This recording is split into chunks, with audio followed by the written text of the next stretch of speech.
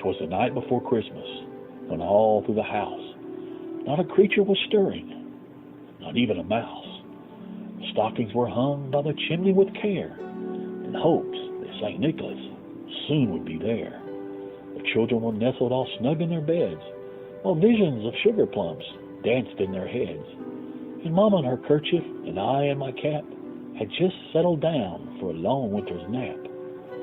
When out on the lawn there arose such a clatter, I sprang from my bed to see what was the matter. Away to the window I flew like a flash, tore open the shutters, threw up the sash. The moon on the breast of the new-fallen snow gave the luster of midday to objects below.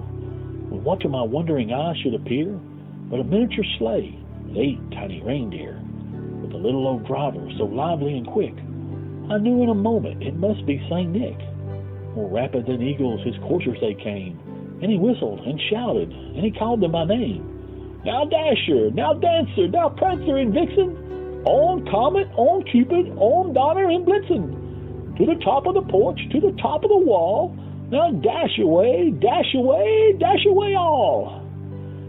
As dry leaves that before the wild hurricane fly, when they meet with an obstacle, mount to the sky.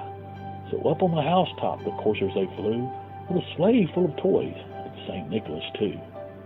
And then in a twinkling I heard on the roof the prancing and pawing of each little hoof. As I drew in my head and was turning around, down the chimney St. Nicholas came with a bound.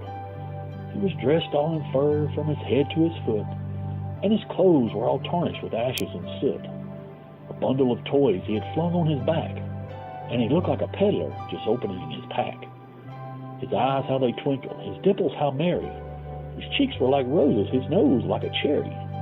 His droll little mouth was drawn up like a bow, and his beard on his chin was as white as the snow. The stump of the pipe he held tight in his teeth, and the smoke it encircled his head like a wreath. He had a broad face and a little round belly, that shook when he laughed like a bowl full of jelly. He was chubby and plump, a right jolly old elf, and I laughed when I saw him in spite of myself. A wink of his eye and a twist of his head soon gave me to know I had nothing to dread. He spoke not a word, but went straight to his work, and he filled all the stockings and then turned with a jerk, and laying his finger aside of his nose, and giving a nod, up the chimney he rose. And he sprang to his sleigh, to his team gave a whistle, and away they flew like a down of a thistle. But I heard him exclaim, as he drove out of sight, "Happy Christmas to all, and to all a good night."